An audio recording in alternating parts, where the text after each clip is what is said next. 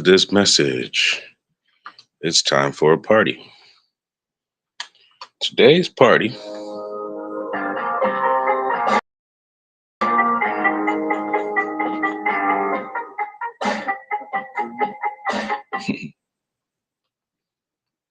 Shalom Barak, we got a visitor in YouTube land.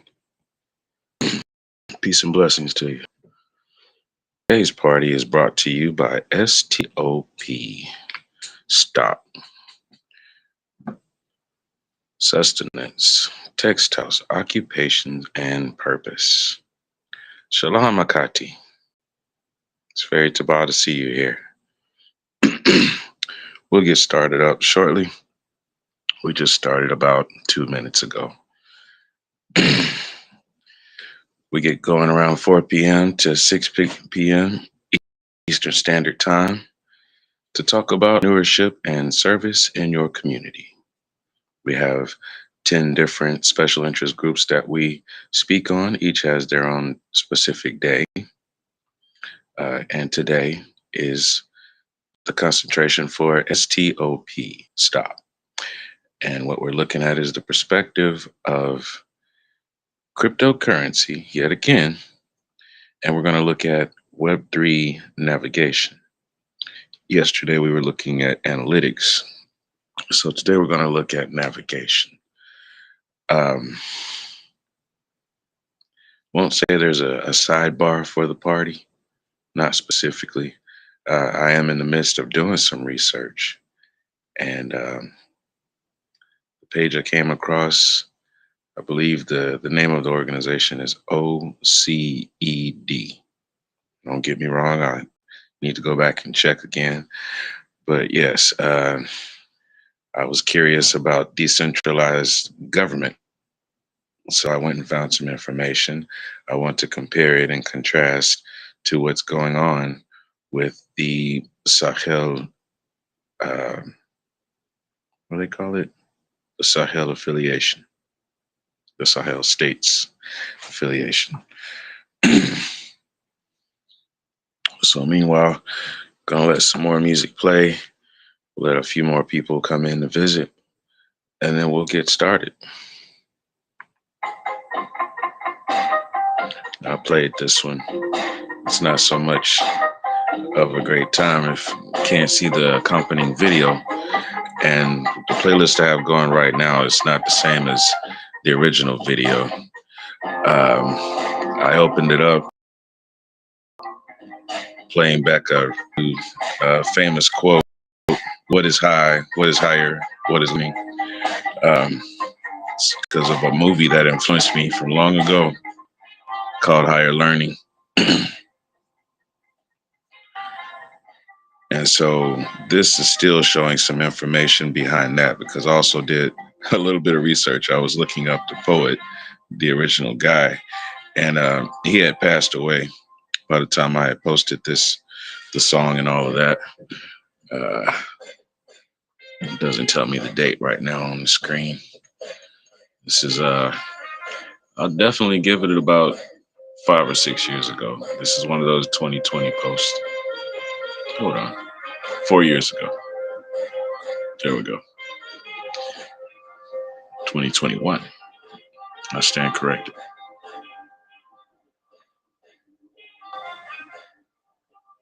Okay, yeah. The song was done in 2020, and then I did a repost in 2021.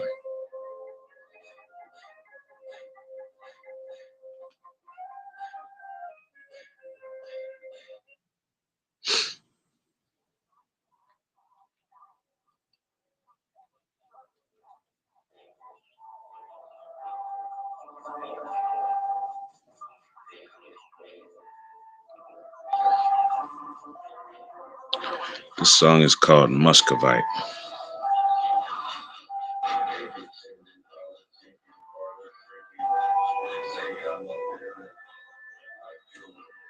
Share something with you.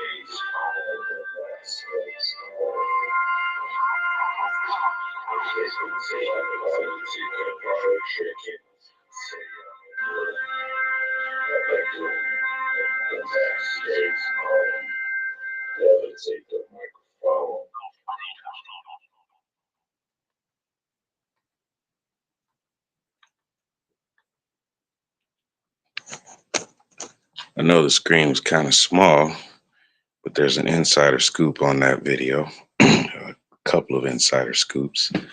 Let's see, what's the date? This one's 4 years ago too. Ah, okay. In the chorus, I say, like doom, the mask stays on. There was a rapper, a lyricist by the name of MF Doom. He's passed away. Live in peace, MF Doom. I wasn't doing flows like MF Doom. I don't have that talent. He's was an amazing person.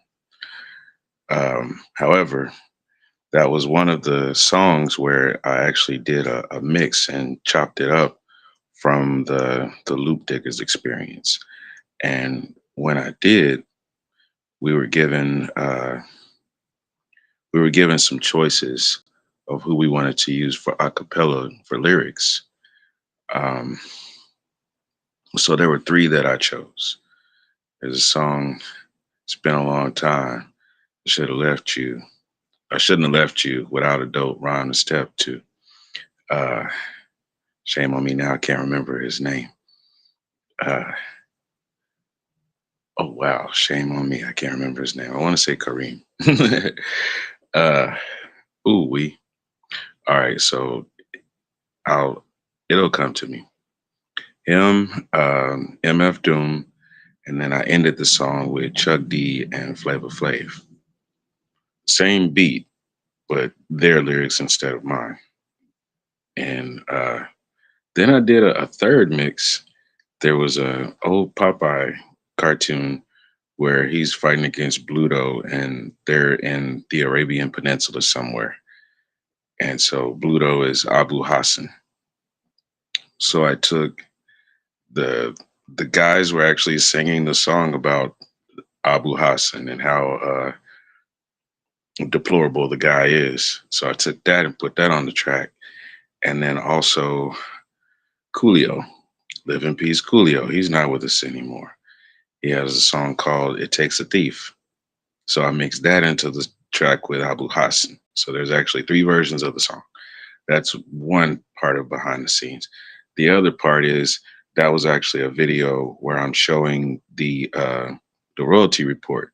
It's actually in the background. So the grids that you're seeing and all that with the numbers and the printouts, that's actually a royalty report from 4 years ago.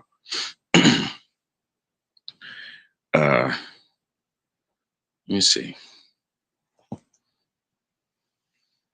So that's a nice little run through and a catch up. I want to make sure I don't have anything missing from that as we move on. Um, I am kind of itching to get into today's discussion. Let's see what the next track up is, or if there's anything. I don't see anything pertinent. So we're going to shut down the music for a second. Yeah, and get on with today's party. We'll give you a random party title: Mesquite potato chips, Mesquite kettle potato chips. I won't do you like that because yesterday I think was like chocolates, right? Mesquite potato chips. That's what I got because they didn't have jalapeno. So today is S.T.O.P. Stop. Sustenance, textiles, occupations, and purpose. Now, where in the world would you get cryptocurrency and Web3 navigation out of that?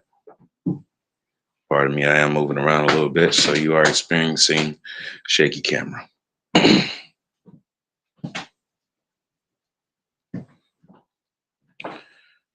Trying to decide how I'm going to sit down and get set up.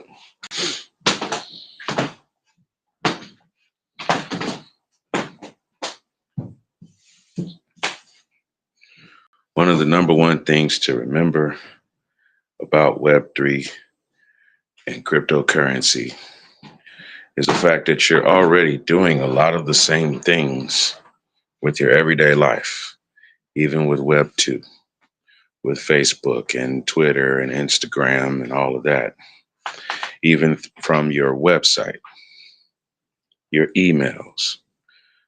All of those things are still active on Web3. Most people are familiar with WhatsApp. WhatsApp boasts being encrypted. meaning that its network is secured. No one can peek in and see your messages or play back any audio recordings. They can't go in and look at your images you may have uploaded and passed on to someone else, your videos, and so on and so forth. Encrypted for security. The same can be said for Zoom.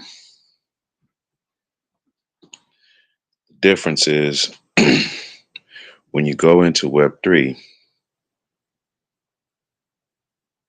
you can secure your circle. There are people who can observe your activities.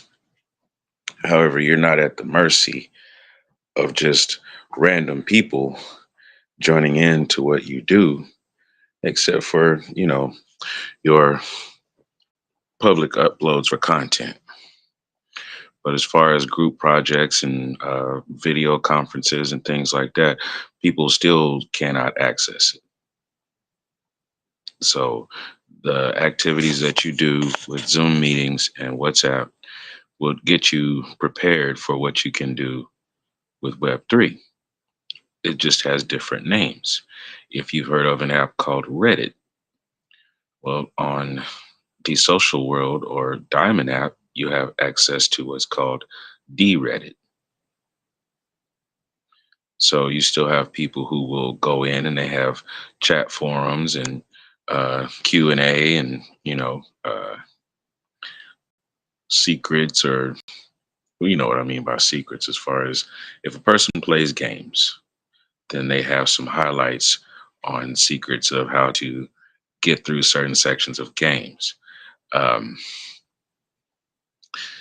Here's a for instance that you can't do on Web 2, but you can in Web 3. There's a there's a club that's in the social world that uses Diamond app and also uh, works with Focus. Uh, it's women authors, or something like that. I'll have to look them up to find them specifically. Now, they like to showcase women who are actually writers. Anyone can join the group, male or female. This is one of the groups that does the diamond showers. So they'll post an inspirational quote of the day or something like that. And then they'll give you instructions. There's like 3 or 4 things to do. The first thing is you like the post. Second thing is you leave a comment. Third thing, share it with 3 or 4 of your friends. And of course, like I was saying, they can actually see a person's activity. So, just like when you get notifications if somebody likes your post, they'll be able to see that you shared it out. They'll be able to see your comment and they'll be able to see that you liked it. And then they go back and they actually diamond tips on your posts. So you going and doing a like and a share for their activities turns around and pays you. Now that's what they were doing with the social world and with Diamond app. Now the stakes have changed because they are in Focus now. With Focus, they also have what are called bounties.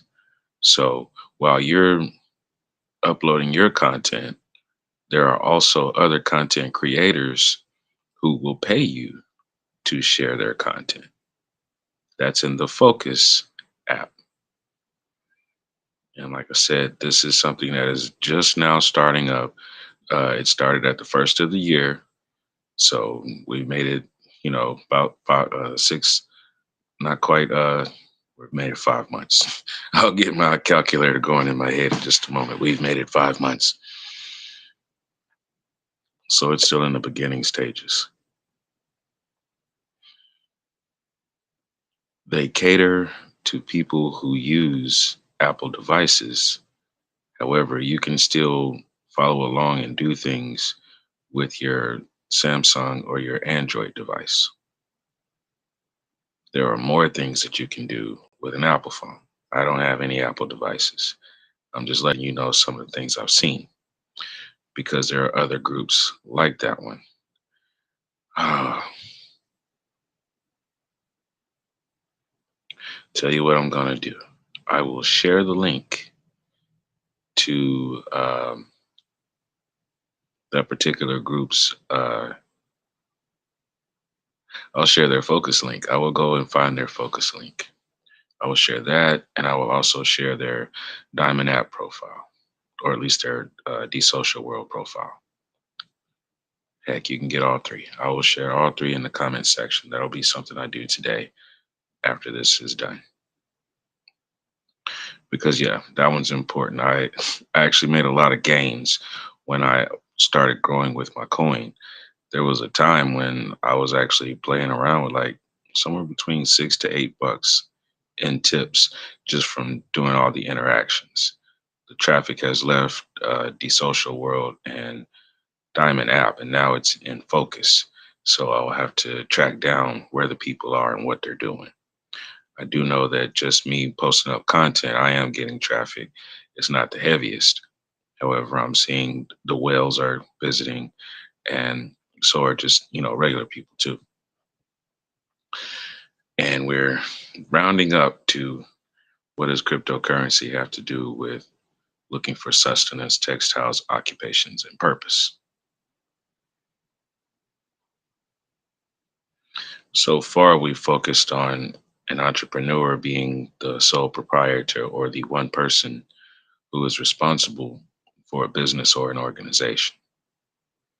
So let's say you have a group of entrepreneurs, each who provide a different service or a different product. That's what you will be facing when it comes to the S.T.O.P program. It's not meant for just one person to open up a storefront somewhere and say, hey, here we are.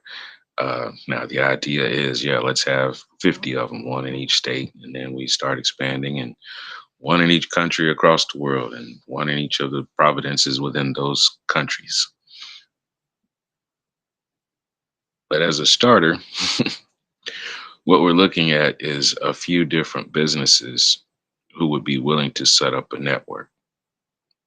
Sustenance is food and water. Textiles would be clothing and other materials that you are going to need fabrics for. So textiles comes from also the agriculture, what gets grown, and then what we use those materials for. Occupations, work placement. When people ask a middle schooler, what are they going to do as their career path? Most of them don't know. The careers that we hear about are lawyers, teachers, doctors, engineers, or athletes, you know. And then there's architecture and a few others. But when it really boils down, we hear of a few things that we can go out and do if we take a sort of trade school or if we go through college. However, there's a lot of options. We don't get told all of the options. We just get asked, what are you going to do for your career path? Didn't know I was supposed to have one. Figured I could go and get hired somewhere and I would be able to afford living. mm, Try getting hired at 2 or 3 different places and having 3 hours of rest per day in order for you to live. Now we're trying to eradicate that situation because your occupation is your means of livelihood and also your residence. That's your occupation. And then we're looking at purpose. What's your mission? When you figure out what your talents and your skills are, what's your mission? How do you plan to be of service or provide a product for the community? Have you made a plan on how you can do something positive for your livelihood that can serve other people? And if so, how do you plan to implement it? What's your mission?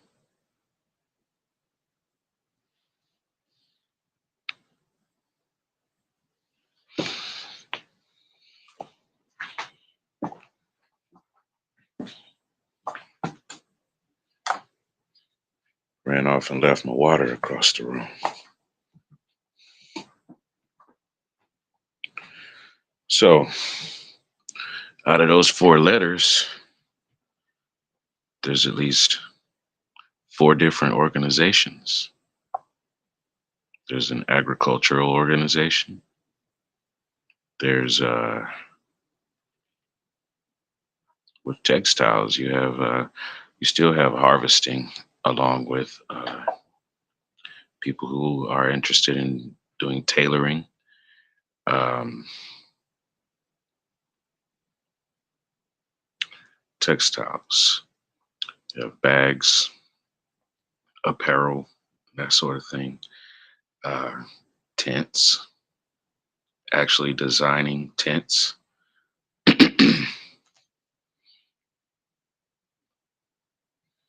Because that can be an abode for your occupation.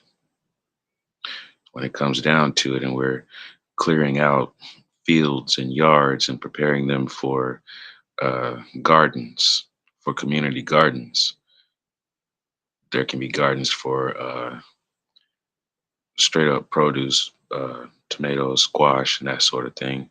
And there can be other gardens that are for herbs. They can be intermixed as well. There can be cleared out fields where we can set up tents. If 1 square city block is an acre, imagine what you can do with 4 acres. See, it's a recurring theme. I've pondered on it for many years. So it's going to be something that's on repeat. If you have a row of houses on a city block, and then on that next block over, you have a row of houses, you have all that space in the backyard, even the space between the yards. Sometimes there's fences in between, sometimes not. Sometimes there's an alleyway, sometimes not.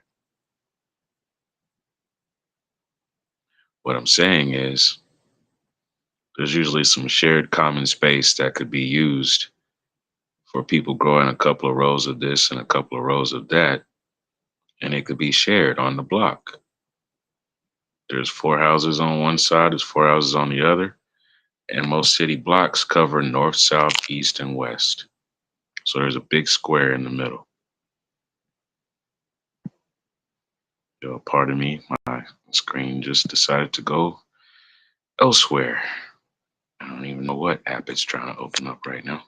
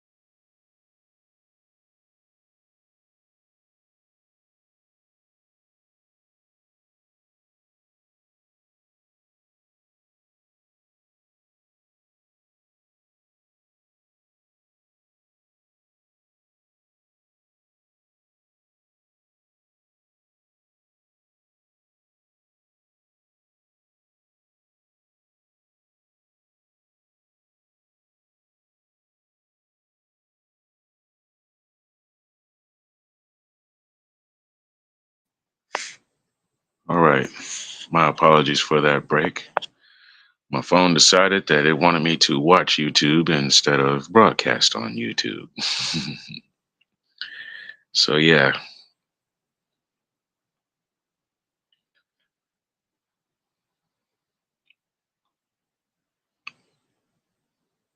We have the materials to build an abode, and we also are looking at other forms of skills and trades that would cover occupations. And then purpose would be your mission statement. If you go into Web3 and you develop a cryptocurrency coin, you are basically taking a step beyond going to register for an LLC. This is not information that they put out there. This is not something that they say, go and do. This is something that I basically figured out. So, as they do with the disclaimers, no, this is not for entertainment purposes. This is used at your own risk and discretion.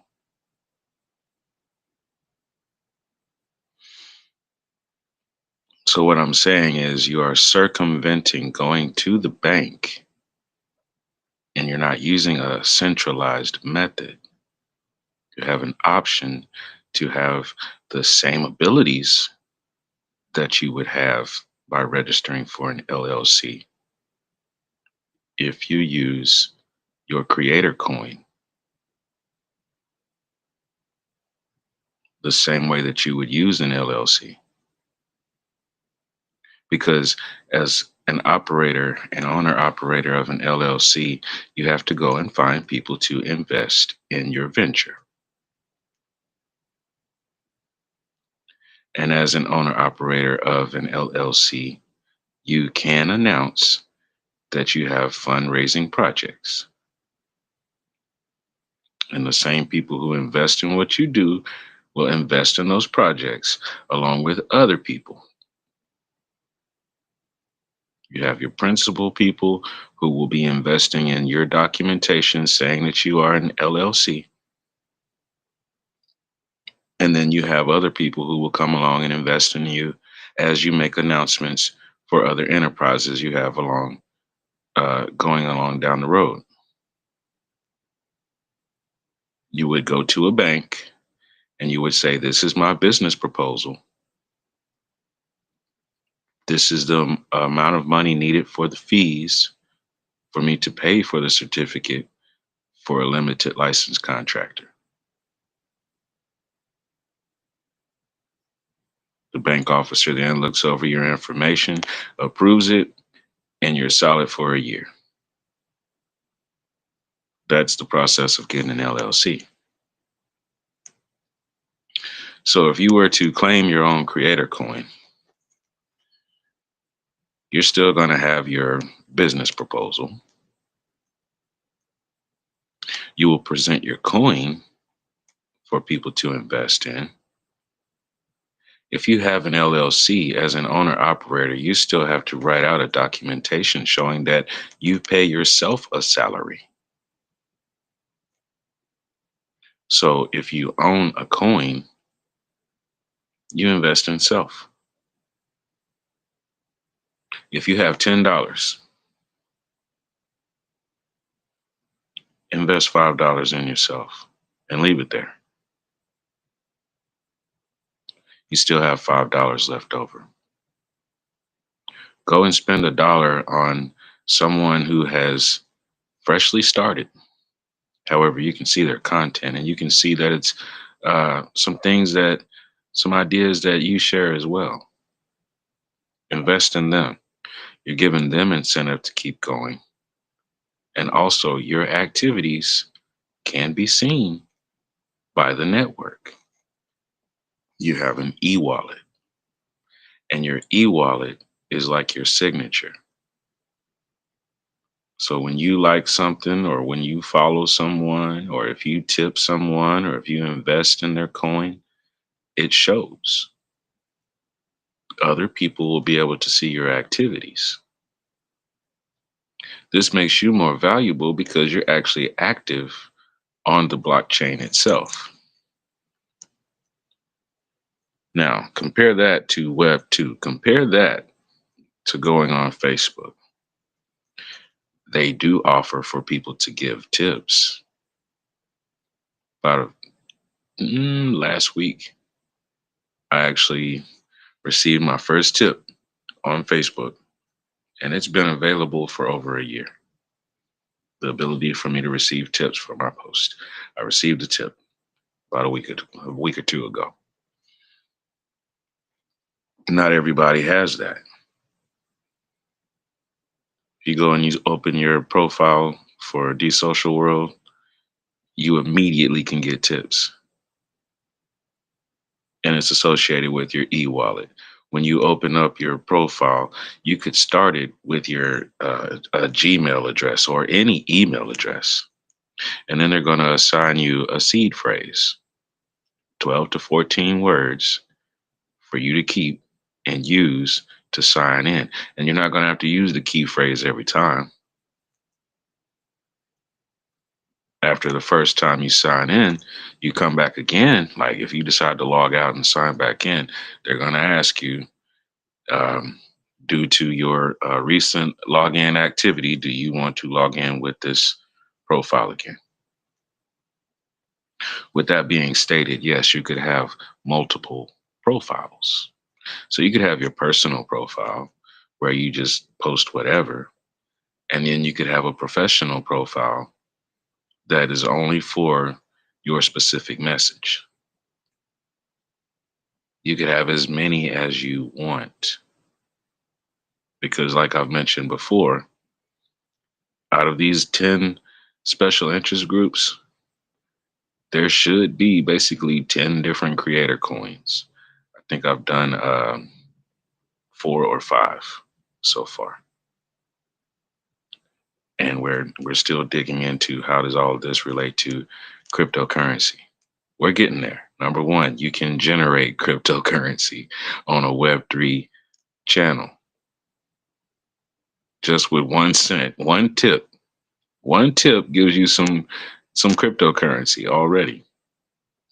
And the value of focus right now is so small that what did I forgot how many coins I ended up with. I think I got like 150 focus coins off of maybe 30 cents the other day just to use it and spend it from what I had. Actually, it was less than that. I think it was 3 cents. I got 150 coins because focus is so small right now. That's like I said, if DSO the coin is down to $5.50, its lesser coin is going to be a lot smaller. So they're opening it up for people to come in and start investing in the coin. The more people who are working the currency, the more value it raises. Same goes for investments in stocks. The more people invest in a certain product and buy the product too, the more it increases in value. So, like an LLC, where you would pay yourself a salary for whatever products and services that you render, you would do the same with your coin. Every time you raise $5, give yourself $2.50. The more people see that you invest in yourself, the more people will come along and invest in you. On an insider scoop, the same way that you would be told how to set up a portfolio, um, I would tell you that your best bet would be to go in and not just look for those new people who have shared interests with you. Also go in and find out who the developers are, who the actual active people are, who have not higher rank, they have higher value in their coins. There are people who have been on here for 4 or 5 years plus, and their coins are worth anywhere from $100 to 1,000 per coin because of their activity, because of their investment in others, and also other people investing in them. Your wallet gains value from how many coins you invest in, as well as how many people invest in your coin. And it also gives you a report on that. Tells you how much your coin is worth, what it sells for, tells you how much your wallet is worth according to the coins that you've invested in, and also the coins from other people have invested from you. And then there is the DAO token. Not only can you invest in other people's content or their coin itself, you can also invest in fundraisers. That would be the way that you would use the token. People buy tokens in increments that would be a dollar value. You make an announcement. I need to do a certain project. I need to raise $500 by the end of the month. So in these $550, I need to use the $500, split the extra 50 amongst those who have actually invested. So in my case, that means that I would give $50 in 3P Roche coin, or I would actually out of the 3P Roche DAO tokens add it up and then disperse it. I could disperse it in dollar amounts. I could disperse it in DSO coin. I could disperse it in 3P Roche coin, Bitcoin, Ethereum, and a few others. There's one of the developers, his name is John Jardin, I believe. And he set up a site called DSOOPS, DESOOPS. And that's where you go and you do your dispersions. So if you want to do a list of all the people who own an NFT that you've minted, you could do a dispersal where you're giving them a certain amount of coins. Anyone who owns one of your coins, say that it doesn't mean you have to own a full coin. If you own some part of that coin, you get a dispersal. That's what would happen with your LLC. You would disperse profits every quarter. It'd be an annual disbursement. So what you're doing is you're taking the accountability and the responsibility into your own hands, and you're sidestepping the bank. You're not paying the bank to hold your savings or hold your checking account or hold a trust fund. You are assuming authority of your treasury. Then you can do joint accounts with other people. You agree on something, give it a name, and then whoever needs to be included beneficiary to the funds that are raised, all of that is set. That clause is called the white papers. The white papers would be your business proposition. These are the steps that it takes in order for me to get this done. These are the people who will be involved. And here's your pro forma. This is the product itself. This is what it costs to dispense the product. These are the profits minus the overhead. And then you will get your idea of what you're supposed to be making. This is what the project is going to be. These are the things that we expect out of it. We need to buy this for studio materials and equipment. We need X amount of money because we're going to start using programs that require paid for profiles, or we need to start using certain tools and we have to pay for those upgrades. Those are the things that you would list. So now it's on the table. And once the funds have been raised, then you actually close out. You make the announcement that you're closing out because everything was reached, and then you send out the dividends for those who have contributed. And the same can be said if you didn't reach the $500 goal. If you only made 400, as a show of the phrase isn't best interest, but as a show of heart, as a show of love, as a show of compassion, if only $400 was made, okay, disperse $40. Then you put that in the white papers as well. If we don't make it to the goal, we're still going to disperse 10%, and then we're going to start over again. Now you don't have a third party in the mix. You do a fundraiser, you have all the vital information there for everybody to understand. It's all right there in the open. You go through the procedure, you disperse the funds the way that they need to go, and then you carry on and you keep doing that.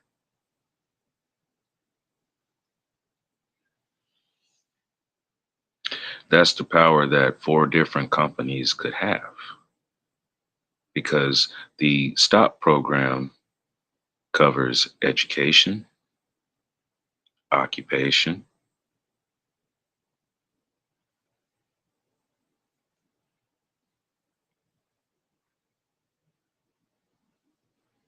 you tell me where there's going to be a fire if you actually have people covered with food, water, shelter, education, occupation, and purpose. If you make it a point to sweep through communities, putting people to work, not offering jobs, putting people to work. First question in an interview should be, what are your skills? I want to find out what it is that you can do so we can place you there. Your first 30 days of orientation just needs to be, we want to find out how efficient you are. Not, oh, this is a whole new mode skill of operation that you have to do and your body's not used to it. Your mind has to still wrap around it every day you get there. No. Want it to be as easy as when you wake up, after you've said your prayers and your thank yous and everything else, you can get to it with ease. They float that phrase around all the time. It's not work if you're doing what you love. How about it's not a job? If you're doing what you love, because a job is a task, is a toil. They ask, what's the meaning of life? Going out and using your body for what it was fashioned to do. Granted, no, we all don't have 2 limbs for arms and 2 limbs for legs. Some of us, things have happened in our life. Some of us don't have all our digits. Some of us don't have both eyes or both ears. Some of us aren't able to talk, so we have to sign. We're mute. The point is, there's something that you can do that doesn't tax you so much because it's something that your body naturally does. Your personality naturally adheres to that path. Doing work doesn't mean grinding yourself to where you're tired. That's where if it's something you love, it doesn't feel like work. That's because it's something that you would do anyway. How often do you grit your teeth when someone stops you in the middle of you doing what you love?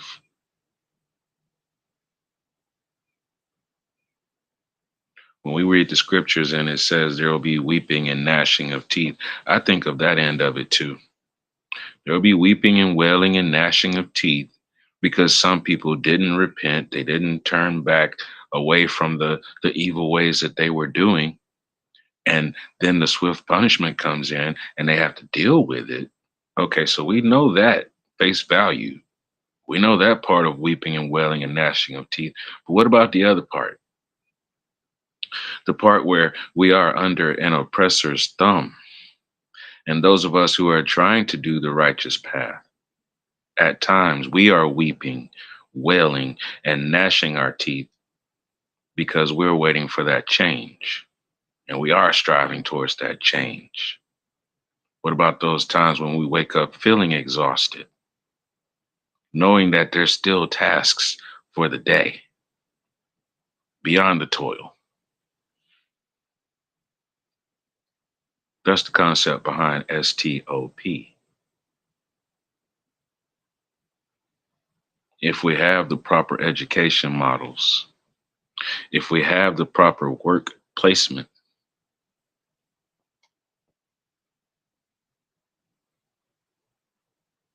and that involves technology. We can cover agriculture. There's people that know how to put a seed in the ground, cover it up, put some water on it, make sure there's plenty of sunlight, protect it from too much wind and too many critters that want to get to it just as much as you do. We can cover agriculture. We need to explore technology. For any time that someone tells me, oh, I don't know any more about phones than turning it on, I couldn't tell you anything about Facebook. Facebook can tell you about yourself, can tell you more about your activities than you even knew were going on. Analytics. They can tell me about the habits of the people that look at my content. They can tell me the people who regularly look at similar subjects so that I can go and say, hey, person who liked this latest content that I posted, thank you so much. And here's something else that I do. And I noticed something that you did earlier. Hold on, wait, I'm just going to go straight to it and put a comment to it because I liked it. It's not just there to find out what you bought. They're not selling your information to another company to get you to buy something else. They're basically repeating what your activities already are. You already buy stuff from that place. That's why they've started sending you advertisements about it.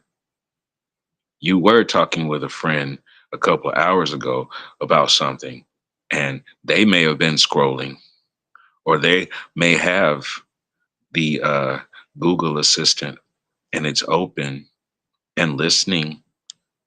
So when you make an announcement that you want to hear a certain song, well, that assistant is on all the time. When you're asking for the assistant to go do some research for you, well, it's on all the time, even when you're not saying, look up some information. So when you get ready to sign in onto a social media platform, it's ready to show you and direct you to everything you've been talking about in your conversation. Here, let me help you.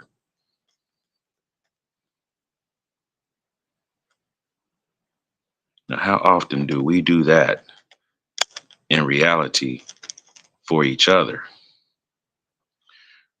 We've gotten so lost in technology, we've lost social skills. What we are afraid of the machines doing is something that we used to do amongst ourselves. And now it's a scary thing because now, since we're separated from each other, these machines are doing it for us. It took a human being to come up with the idea to give you a modern convenience. The machines aren't taking over. You're just letting go of the reins.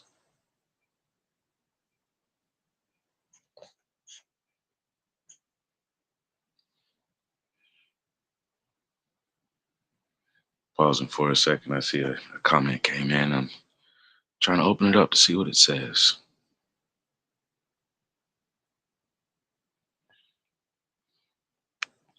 So, monitoring, right? So let's say you got four different companies, four different businesses. One takes care of sustenance and agriculture. Another one takes care of textiles. And then there's not attempt to hire service. No, a work placement service.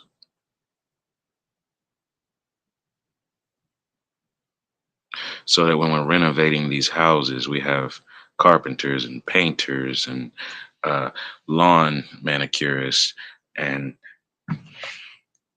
herbologists, botanists. And then as far as the education program is concerned, we're going to need people who know administrative skills. Here's a question again. How fast can you type? How accurately can you type?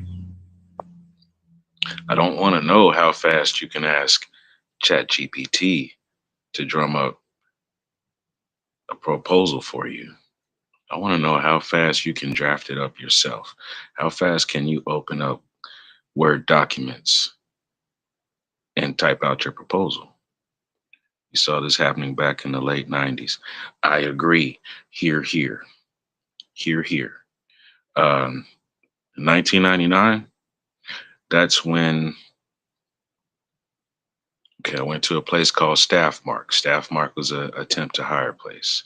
And that's where I was supposed to get a certification as an A plus technician. As an A plus technician, I would be able to work in a call center for anyone who was having trouble with an IBM machine, whether it was dealing with the machine itself or internet navigation.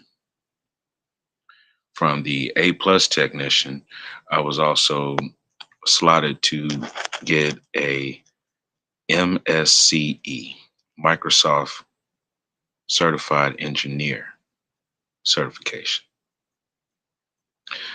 I was slotted at a school called Remington for that. And so I went from the staff mark training to a school, and that was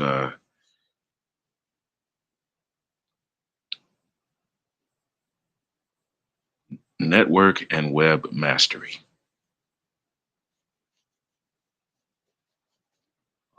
While I was in the classes for network and web mastery was the same time that the situation with Enron hit. The classes I was taking was preparing me to be able to walk into any place and say, I need $75,000 for me to be here. The lowest rate was 65,000. And it wasn't a yearly salary. It was meant for 3 to 4 months. I mean, 3 to 6 months, 2 quarters to go in, work with their teams. And by the time I'm done, they should be more efficient, running top of the line software, and also, the whole the whole IT lineup, information technology, everything that was going to be necessary for their business to run efficiently and optimally. So that's when Enron hit, and for all of the different corporations out there that had all these execs with high salaries, even though there wasn't really a function for their position.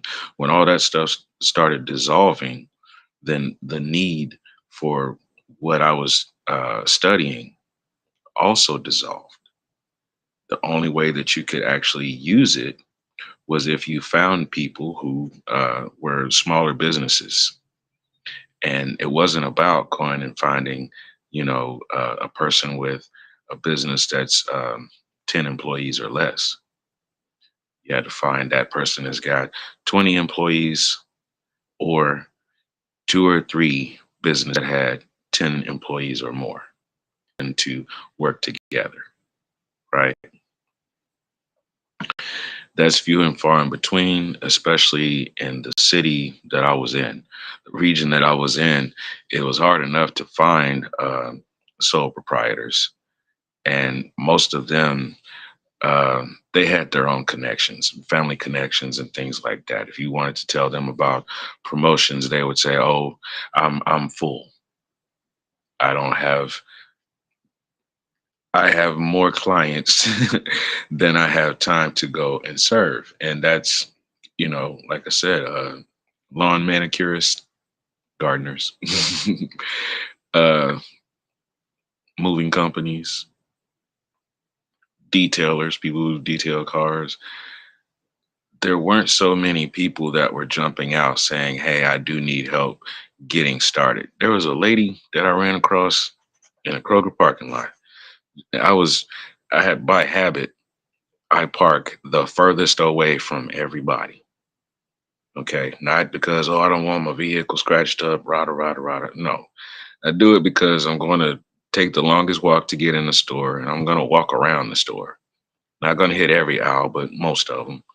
Like if I went to Walmart, I call it the 8 mile hike because by the time you walk around Walmart, you will have done 8 miles, you know? So I was at the Kroger parking lot and I don't even know what I was doing. I had come back to my vehicle and sat down, turned on some Wi-Fi, and was probably posting something.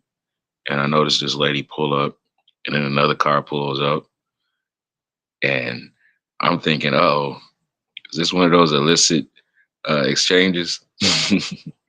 So then the lady walks around to her passenger door, opens it up, and brings out this big tray of cupcakes and everything. Hands it to the other lady, and they make a exchange with currency and everything. I'm watching all this happen because they're barely two slots away from me.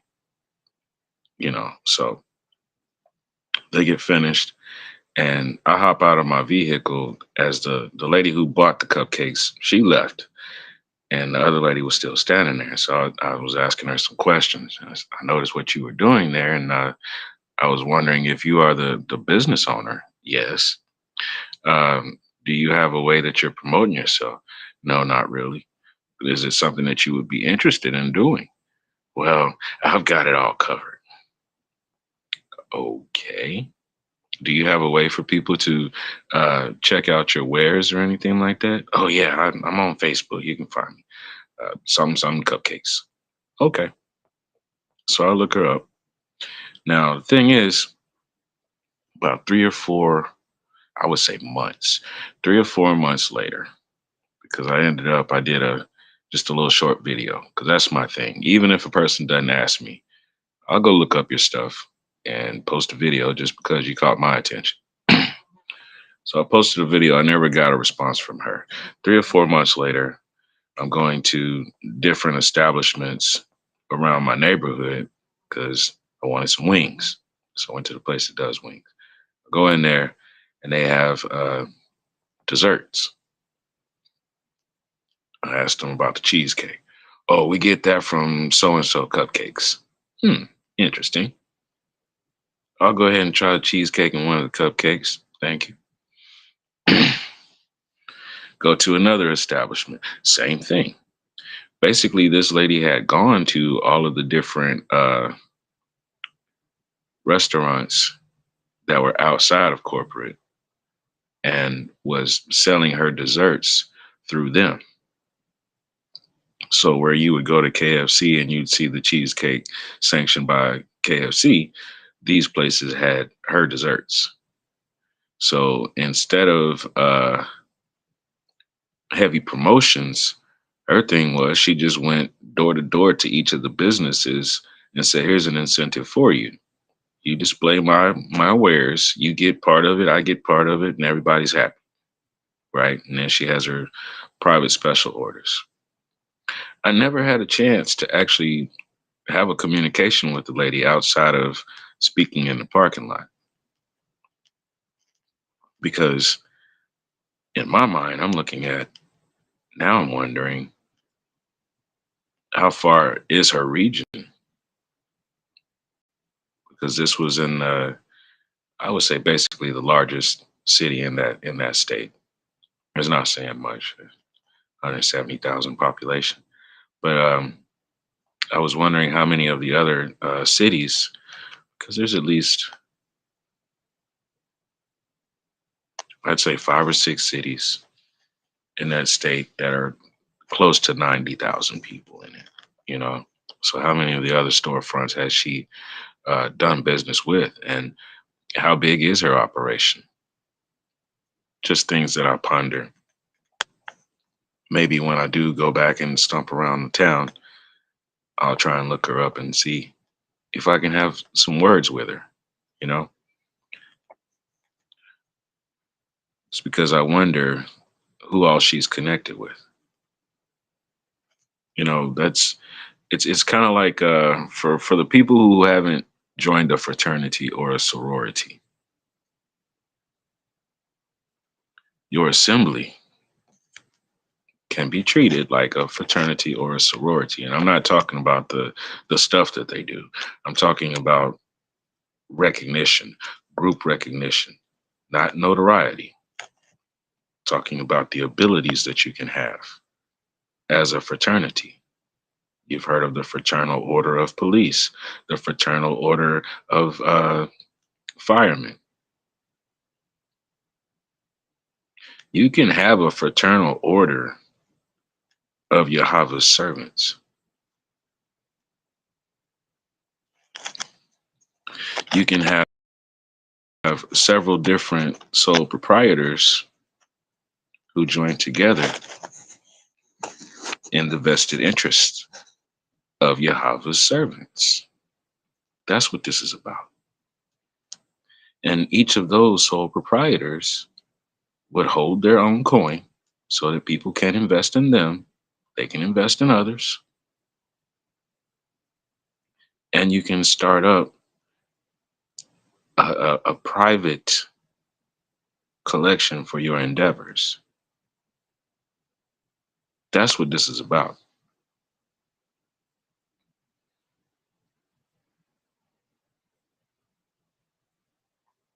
Just four businesses could make that kind of difference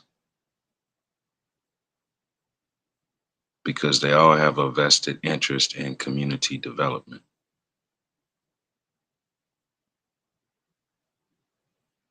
Agriculture, clothing, canvas for tents, skills and trade development, education. And then the mission is do that for community development. So what's the community? The kingdom of Yahweh Elohim. All standards and bylaws would come from the direction of Yahweh Elohim, Ravak HaKadesh, Yashivah HaMashiach.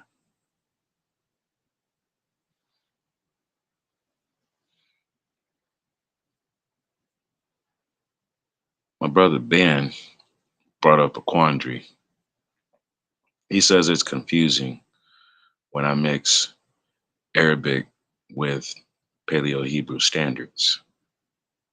I want you all to know something.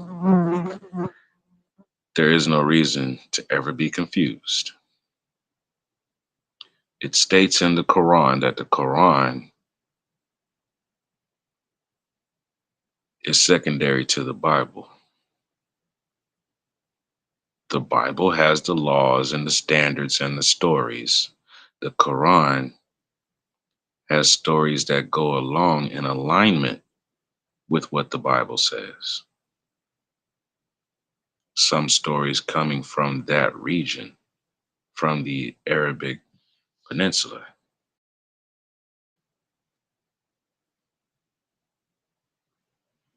So there's lore there about their situations.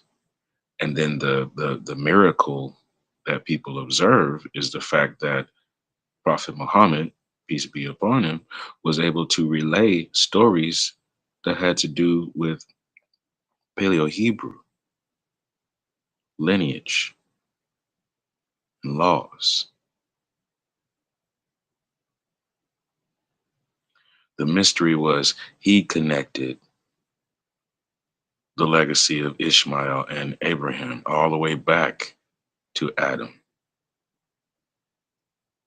Anyone who tells you that Muslims are supposed to be disconnected from anyone who says that they come from the lore of Avra is sadly mistaken. Anyone who doesn't see the similarities in the languages. Barak means Barak in Paleo Hebrew as it does in Arabic. Blessings. There's the truth, and then there's what has been taught by forefathers and traditions, and those traditions and forefathers are sadly mistaken. That's why we are told to read our holy scrolls, because it keeps on telling us for every time the forefathers changed up, it was detrimental to everybody. The lineage became cursed until they turned back and went to the original principle ways.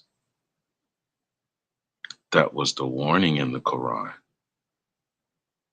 The people had gone away from the teachings of Ibrahim and Ishmael, the teachings of Noah,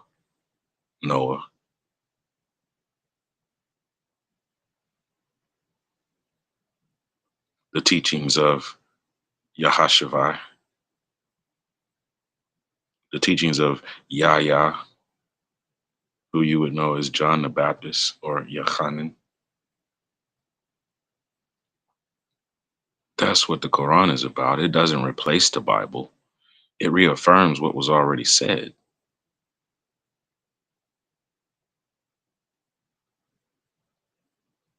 And in all honesty, aside from business, that is my main reason for appearing in front of everyone daily except for Shabbat, is to dispel some of the misinformation out here about what a Muslim actually is. What does it mean to practice Islam?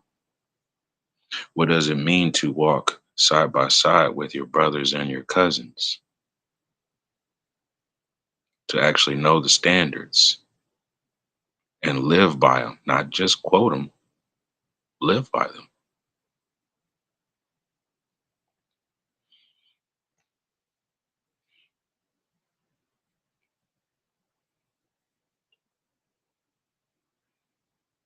I had to stop my studies today concerning decentralized government because I was checking in to the different lives from our members in the assembly. So I postponed some of my studies. I'll pick it up again after the after the broadcast is over. But yeah, it was something that I was speaking on yesterday as far as the fear that decentralized government sounds a lot like uh, colonialism, imperialism. I'm not so much for decentralized government. The only way that'll really work is if everybody is in agreement with the standards of Yahweh. Otherwise, there's going to be turmoil because it means that some people who are not part of your system would be giving you the standards. Now, how about the policy for decentralized government has only been around for 50 years? I want you to bear all this stuff in mind because it all means something. You see, it takes a village, right?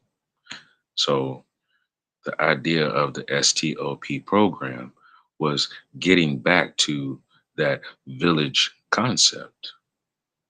We need to start rebuilding those villages. What about Rosewood? What if we had an established community like that in 5 of the major cities of each state?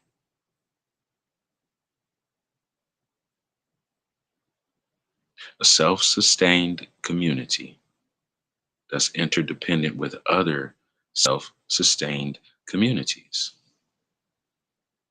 You see, in this decentralized government model that I was reading about, it said that it was giving incentive back to the local citizens, self governance, sovereignty. Now, my issue was the people who were dispersing this information. I think I told you all it was OCED. I need to go back and write down what the letters stand for. Now, it was still following the same outline that I was reading about the Sahel affiliates and what they were doing for their high points. So that's why I want you all to keep this in mind, because this decentralized government model comes from 1974, 1975, around the time they started establishing ECOWAS. And the nations are withdrawing from ECOWAS because there was no financial growth. There were no proposals to bring the economy up for these nations, for them to actually be able to stand on their own, let alone the agricultural situation. Still a drought in the land, still not enough food to feed the people, the populace.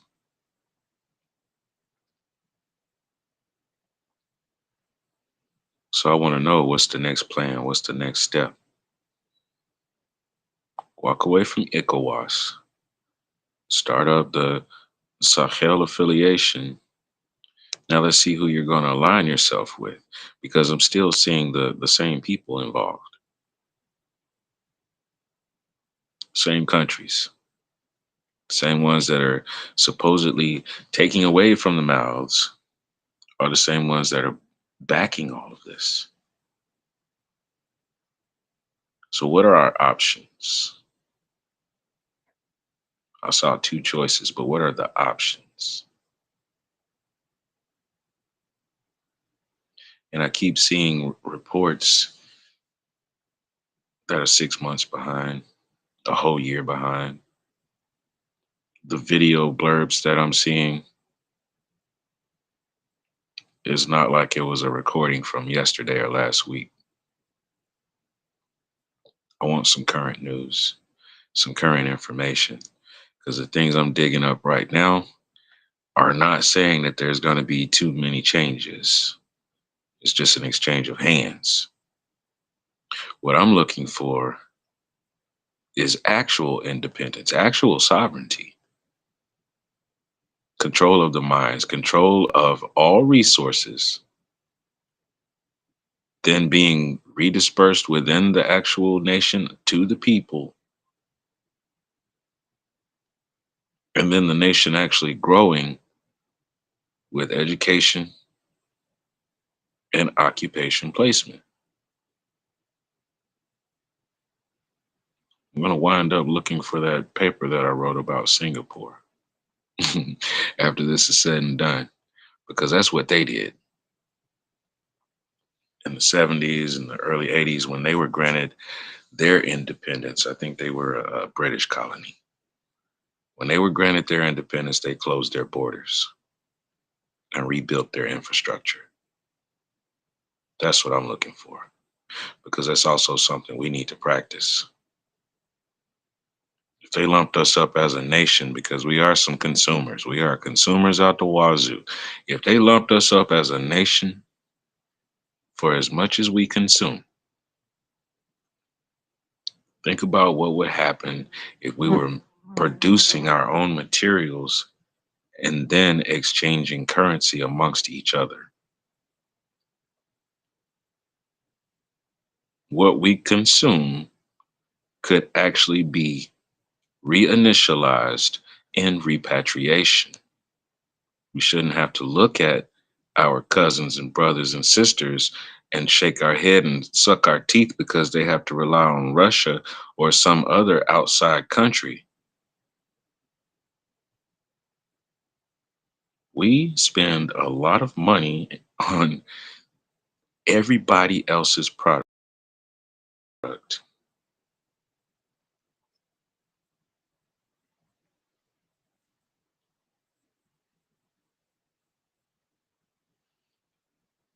Sell out on that.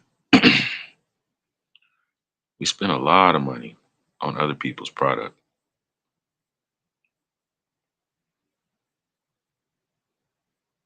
That even goes in real estate.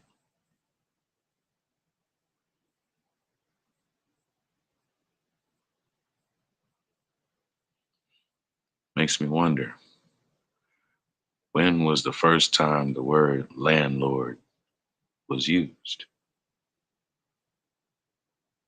When did people have to start buying tracts of land in order to build a structure? When did that start? What were people doing before then?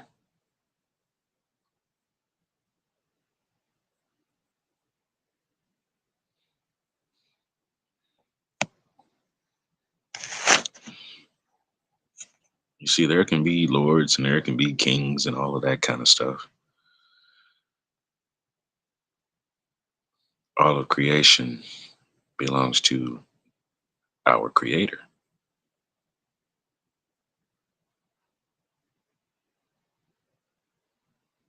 So it's kind of hard to be lord over something when there's a lord over you. I understand the concept of kingship, and everybody could be a king on their property and be a sovereign. I understand all that. That means we don't get to be lord over other people, though.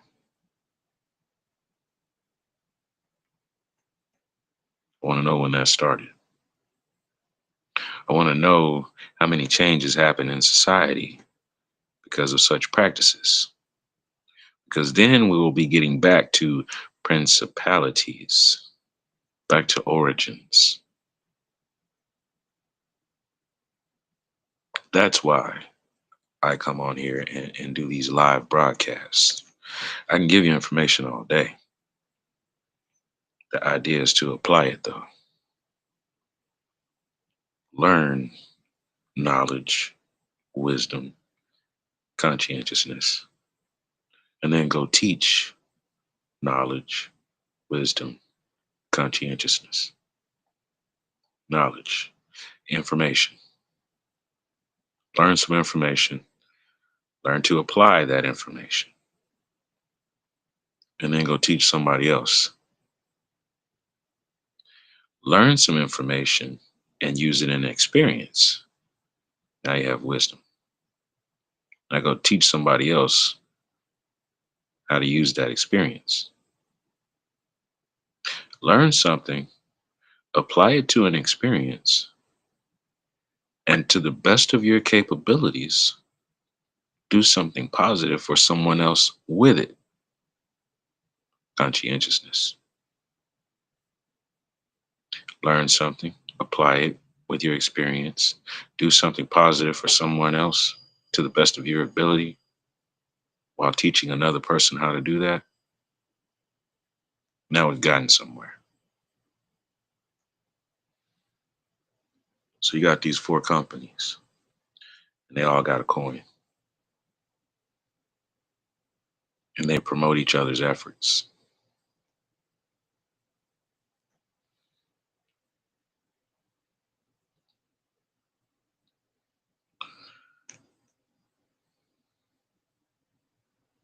There's a program, website, an app. It's called Vibe Hut. Vibe, like vibration. VIBE. Vibe Hut. And then there's another called GitHub. GITHUB.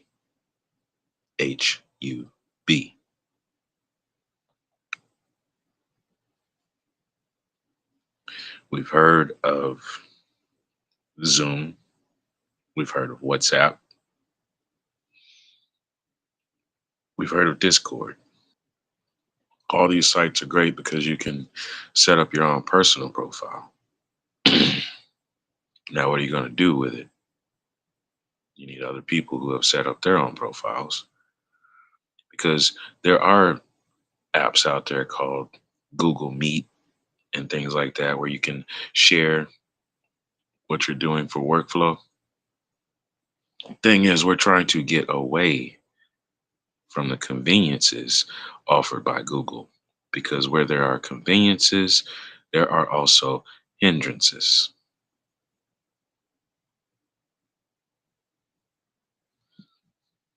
Same goes for a Gmail account. You can't get a VPN with Gmail. You can. It'll cost you. There's a company called Proton, Proton.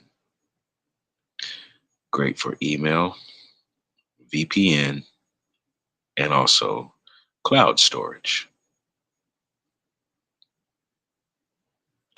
You would use GitHub and VibeHut to exchange files when you're working on projects.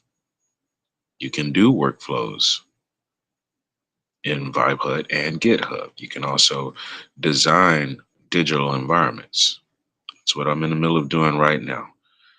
I want to design kind of an island, and each of the special interest groups basically has a community on the island.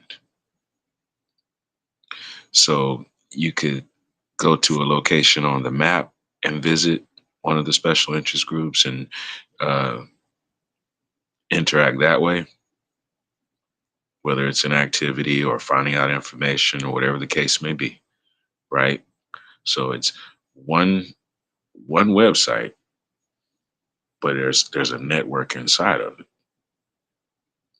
That's the plans for these pictures that I'm rendering and the videos and things like that. Those are how to and informative videos, like guides. Like if you were walking through a safari or the zoo or something like that, and there's a teleprompter telling you about whatever animal is in the exhibit or what the biome is, the environment that you're in, that kind of thing. So it's a digital real estate. That's the point in using GitHub and VibeHut. Our Kahalet has a website. Imagine if there was a virtual 3D interactive site that explained SOC activities. What if you could design a nation and put 200 members in a virtual space, and everybody has their shops and things like that available for people to be able to contact you, correspond with you, and all of that. That's what we're building towards. We have to go beyond Google, though. We have to go beyond Web 2. It's great to have a web domain, but then you go beyond that.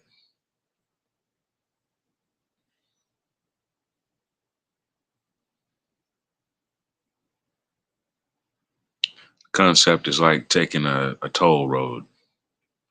You have the two-lane old expressways that they did. Well, it wasn't an expressway. The two-lane old roads before there were interstates and highways where you could do, and then on the actual interstate, you can do 65. So imagine Web 2 being like the two-lane highways. People really don't even use them anymore. However, you can still get back and forth.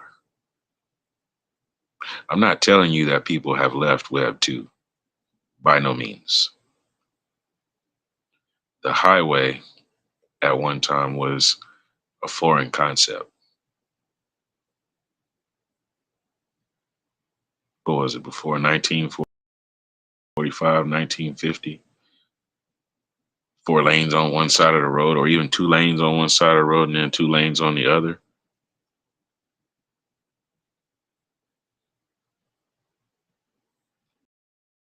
Almost doubling, splitting your travel to half.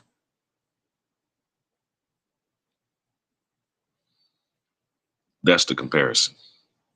Using Facebook, using TikTok, Twitter, and all of that, using YouTube. That's Web 2.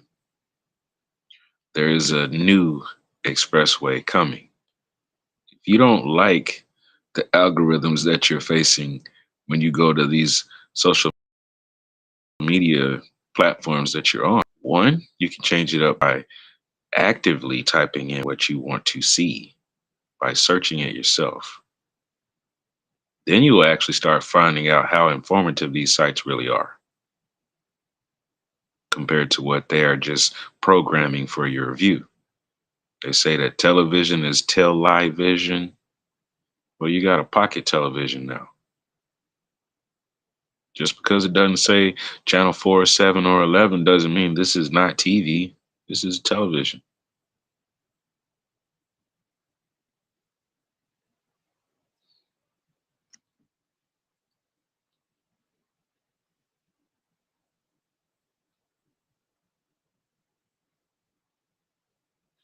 We've actually made it to the hour and 30-minute mark.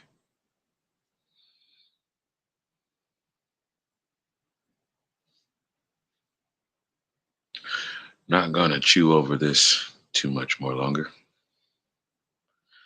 See if we can find some music.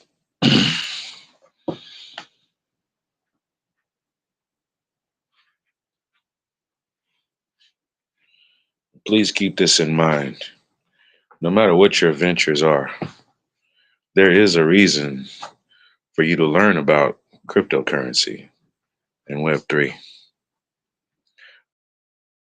Kati Deborah, I got a story for you. Turn on this music.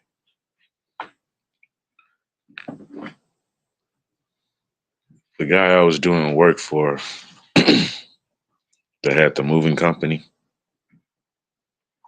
he used to marvel at all the things I would do, tapping away at my phone. He had a little bit of interest in cryptocurrency, and he said, "Hey, I want you to show me some of the stuff that you do." And I said, "Sure. I need for you to give me about an hour or two of your time because it's not something that I can just tell you in about 5 or 10 minutes." So he drags me over to his house and he has me cutting his yard. And in the middle of me cutting his yard and I'm all out of breath, he pulls me off of the lawnmower, or away from the lawnmower because it was push lawnmower. Pulls me away from the lawnmower to take me into his house, into his office, and ask me a question.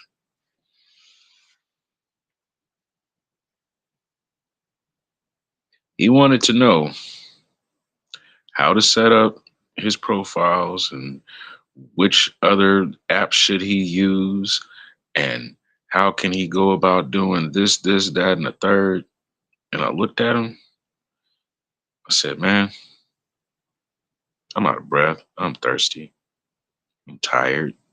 I haven't finished cutting your grass. And I cannot answer that with 2 or 3 words. I can't answer that in 5 minutes. That will require an hour or two. TJ, how do you do it? How do you do it?" So it does take some smarts. The main objective, though, is you have to do some research to look up what it is that you want to know. Because to be honest with you, I could just as easily be living in the woods behind your house and still have an e-wallet. All I need is electricity and an internet connection. The rest of it is know-how, knowing how to navigate. So you telling me a homeless person could actually be worth something? I said, yes. A homeless person could have a portfolio and nobody even know it. Nobody ever be the wiser.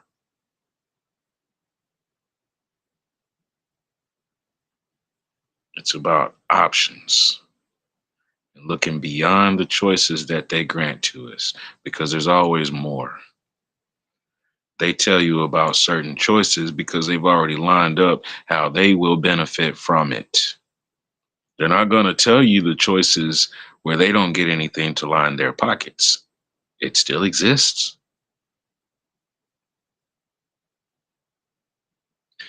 You can buy a dozen eggs at the store for $5, or you can go buy a whole chicken with feathers on it and it's still walking around for $5. And then go and get another chicken and a rooster. Now you're in business and you got eggs. Why haven't I done it? Because I can't eat eggs. But there's an example for you. There's always options.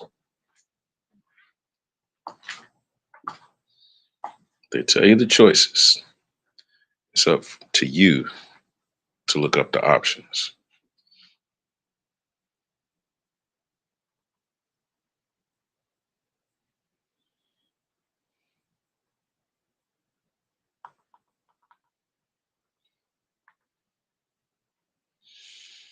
Brother Charlie was listening to some reggae earlier. Oh, just saw a dub list that I had in one of my playlists. Now, finding it again? I don't know.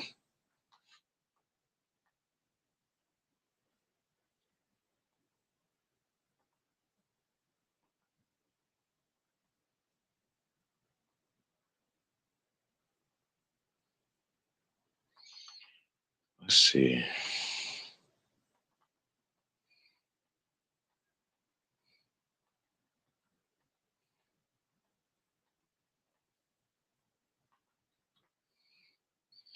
Here's the list. Let's see if we can find it's a link that's got like a hour's worth of music. Now we won't be on for that long, but you get the idea.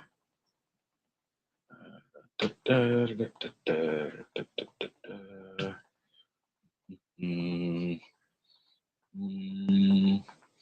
And yeah, I'm pacing right now because I'm doing the I need to use the bathroom dance. Yep, yep, yep. It looks like I'm just gonna put it on something real quick. Uh, I'll be back.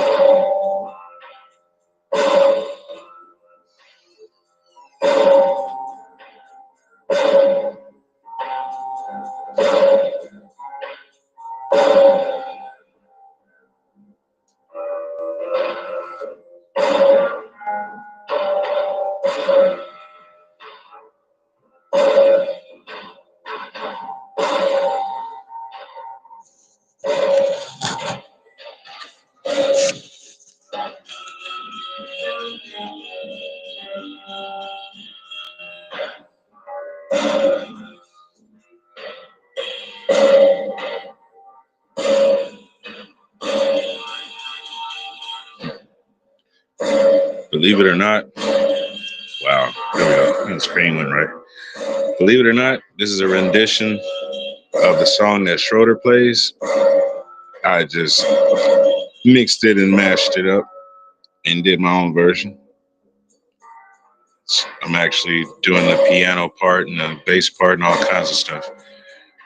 This was because I found out about J.R.R. Tolkien.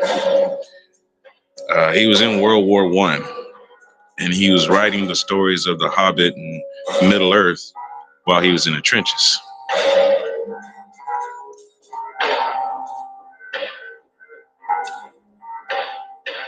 That's actually a field that was bombed, and that line is the trenches.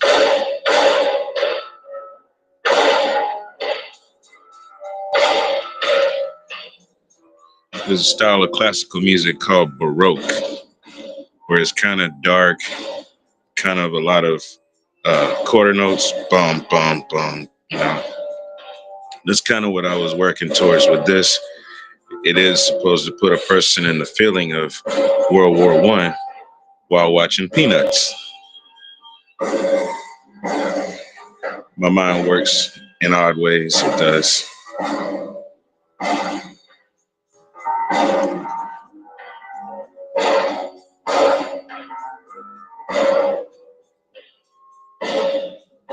we go.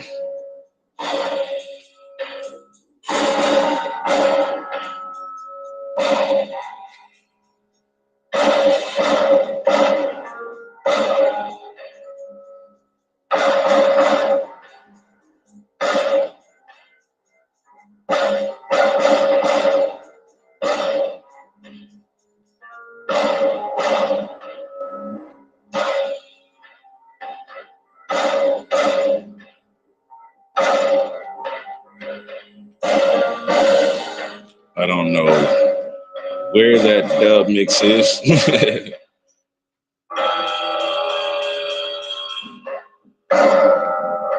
Let's see if we can find it,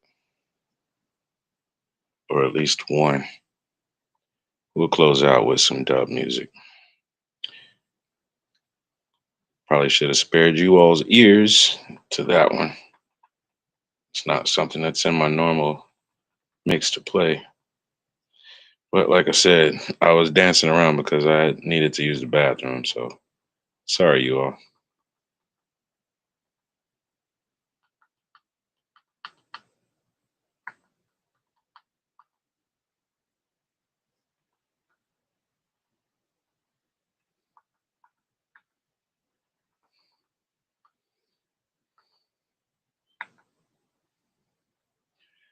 It may have given me what I want. Oh, wait. I see it. Yes. Here we go.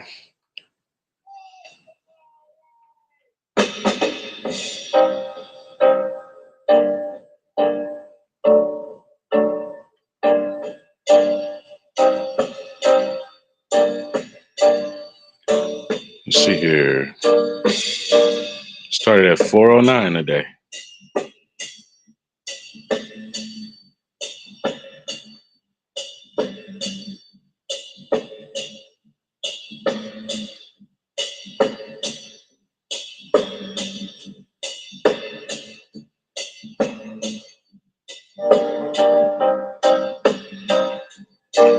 Let's see. Tomorrow's Friday. I think tomorrow's day is Riley Barkley.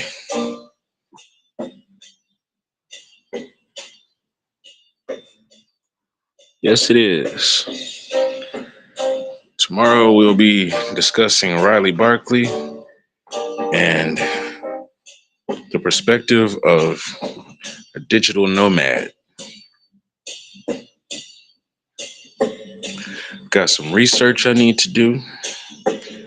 There's a couple of adjustments I need to make on some of the social media platforms and then share them out so that you all know they exist. One of those is getting into my Russian sites, OKRU and VContact.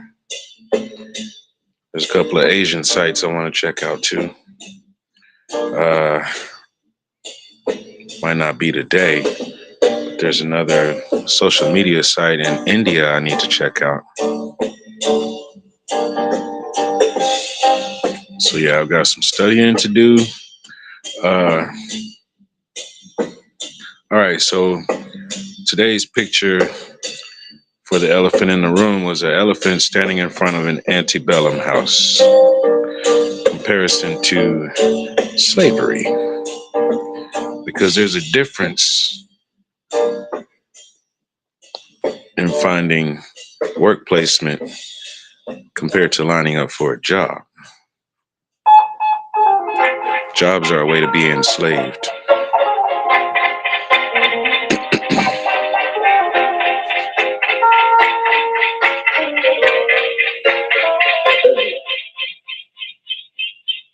It's part of why I want to know what's going on with decentralized government.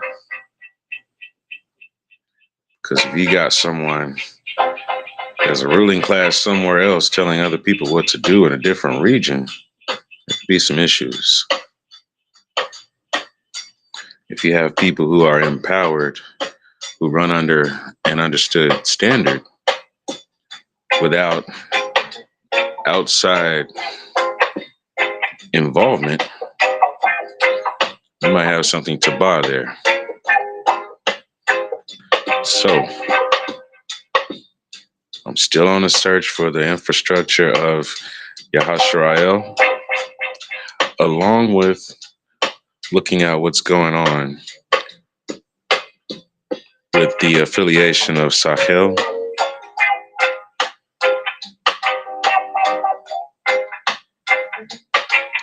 So that might be what the research paper turns into, comparing infrastructure of Yahashrael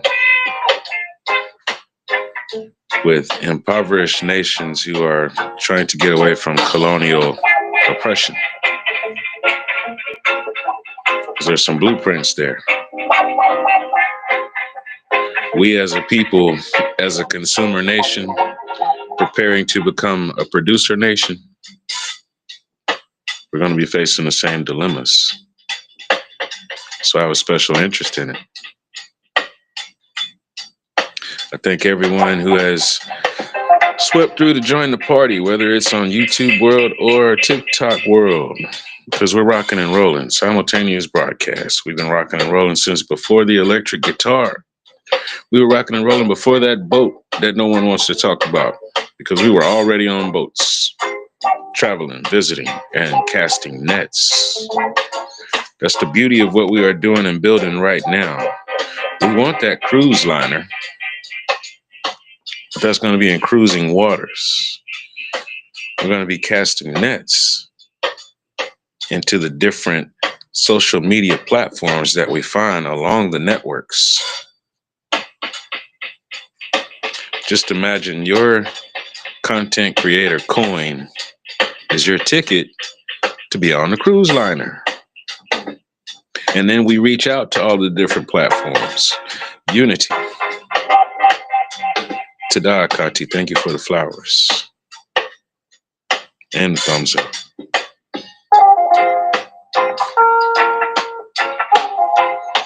So tomorrow we'll get together around 4 p.m. We'll hang out to 6 p.m. Eastern Standard Time. We'll be talking about entrepreneurship and service in the community. Our headline is going to be Riley Barkley and the perspectives of being a digital nomad with organic marketing strategies.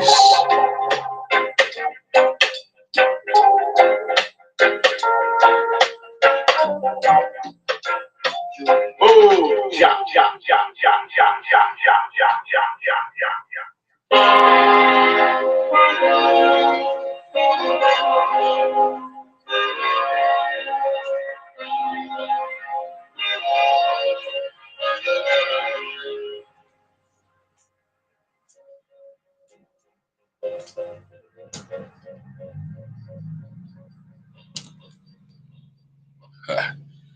Diesel truck on this thin, narrow block.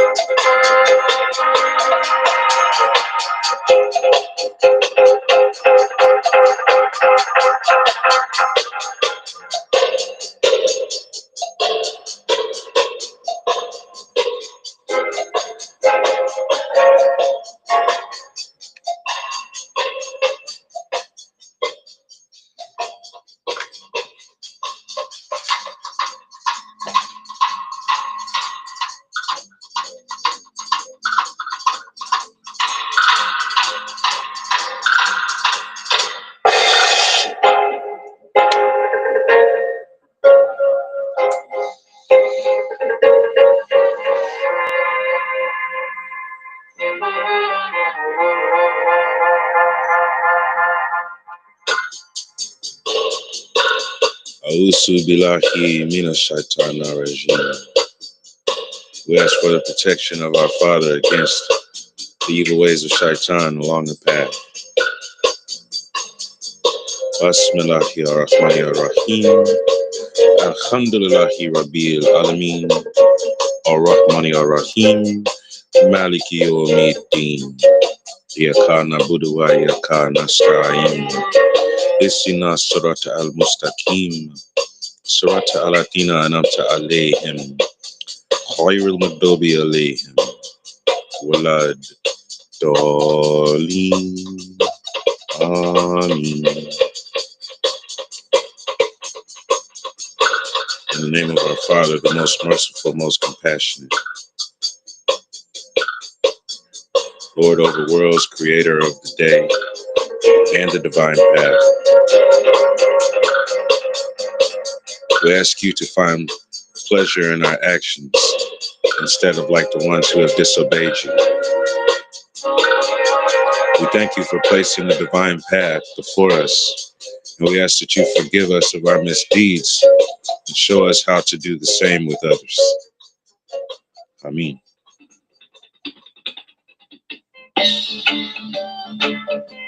Have mercy, have mercy, have mercy, have mercy, have mercy.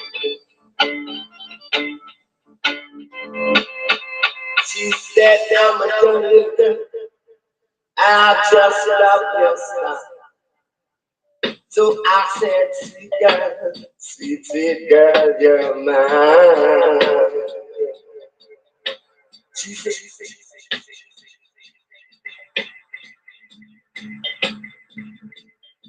We're gonna fade out on this right here.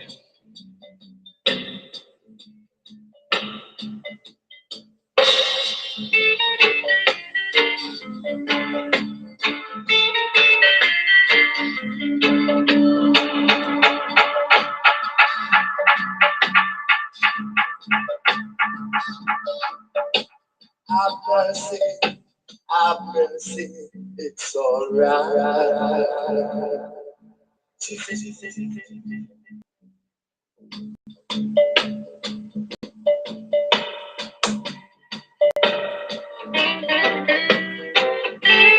Many much love and respect to everyone who catches this message. Our Father's peace to you. Shalom Barak. Peace and blessings. Assalamu alaikum. Yahava Ahava. Ahava Ahava. Yahava is love. Love is love. That's complete compassion. Ahmed Topo. Ahmed Hava.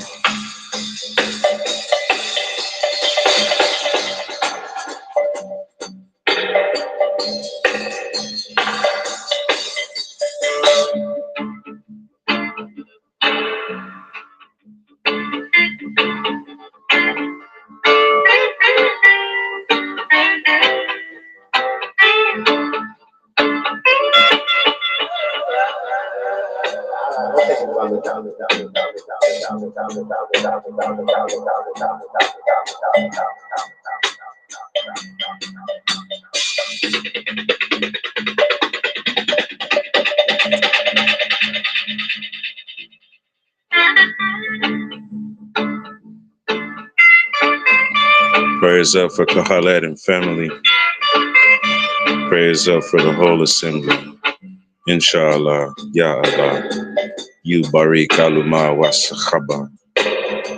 Alhamdulillah, Subhanallah, Subhanahu wa Ta'ala. Ameen. Adon willing, by our Father's will, please bless, heal, and secure the community and the promise keepers. All praises to our Father. All praises to our source of sustenance and mercy. All thanks to our Father. Ameen.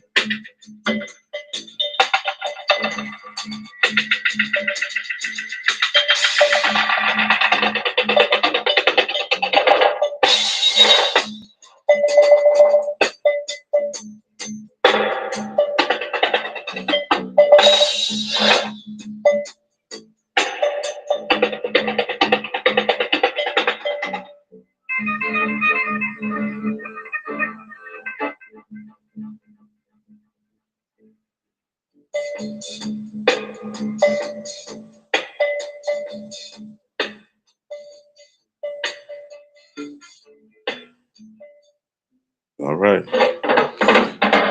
Until next time.